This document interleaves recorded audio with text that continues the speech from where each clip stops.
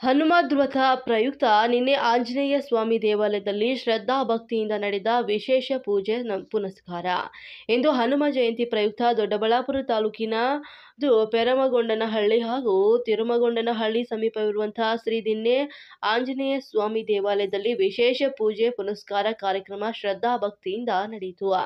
ಪೂಜಾ ಕಾರ್ಯಕ್ರಮದ ಅಂಗವಾಗಿ ಬೆಳಗ್ಗೆ ದೇವಸ್ಥಾನದಲ್ಲಿ ಸುಪ್ರಭಾತ ಸೇವೆ ಹಾಗೂ ವಿಶೇಷ ಫಲ ಪಂಚಾಮೃತ ಅಭಿಷೇಕ, ರುದ್ರಾಭಿಷೇಕ, ಅಲಂಕಾರ ಹಾಗೂ ಗ್ರಾಮಸ್ಥರಿಂದ ಪೂಜೆ ಹಾಗೂ ಅನ್ನ ಸಂತರ್ಪಣೆ ನಡೆಯಿತು. ಹನುಮದ್ವ್ರತ ಪ್ರಯುಕ್ತ ದೇವಾಲಯದಲ್ಲಿ ಜಾತ್ರಾ ಮಹೋತ್ಸವ ಕಾರ್ಯಕ್ರಮವನ್ನು ಆಯೋಜನೆ ಮಾಡಲಾಗಿತ್ತು. ಪಂಚಮುಖಿ ಆಂಜನೇಯ ಸ್ವಾಮಿಗೆ ಹೋಮ ಹವನ ನಡೆಸಲಾಯಿತು. ಭಕ್ತಾದಿಗಳ ಸಂಕಷ್ಟ ಪರಿಹಾರಕ್ಕಾಗಿ ಪ್ರಂತೆಂಗಿರ ಮಹಾಕಾಳಿ ಯಾಗವನ್ನು ಮಾಡಲಾಗಿತ್ತು. ಸುಮಾರು 25 ರಿಂದ 30 ಉತ್ಸವ ಮೂರ್ತಿಗಳನ್ನು ಮೆರವಣಿಗೆ ಮಾಡಲಾಯಿತು. ದೇವಾಲಯದ ಪ್ರಧಾನ ಅರ್ಚಕರಾದಂತಹ ವಾಸುದೇವಚಾರ್ ಅವರು ಮಾತನಾಡಿ, ಅದ್ಭುತ ಉದ್ಭವ ದಿನ್ನೆ ಆಂಜನೇಯ ಸ್ವಾಮಿಗೆ 800 ವರ್ಷಗಳ ಇತಿಹಾಸವಿದೆ. ದೇವಾಲಯಕ್ಕೆ ಭಕ್ತಾದಿಗಳ ಹರಕೆ ಹೊತ್ತರೆ ಆಂಜನೇಯ ಸ್ವಾಮಿ ಈಡೇರಿಸ್ತಾನೆ.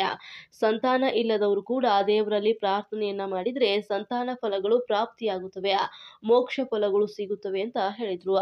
ಪ್ರತಿ ವರ್ಷ ಹನುಮ ಜಯಂತಿ ಪ್ರಯುಕ್ತ ಸುತ್ತಮುತ್ತಲಿನ ಗ್ರಾಮಸ್ಥರು ಹಾಗೂ ಆಂಧ್ರ, ತಮಿಳುನಾಡು, ಕೇರಳ, ಹಾಸನ, ಚನ್ನರಾಯಪಟ್ಟಣ, ಕಾಳಹಸ್ತಿಯಿಂದ ಬಂದಂತ ಭಕ್ತಾದಿಗಳು ದೇವರ ದರ್ಶನವನ್ನ ಪಡೆಯುತ್ತಾರೆ ಅಂತ ಹೇಳಿದ್ರು.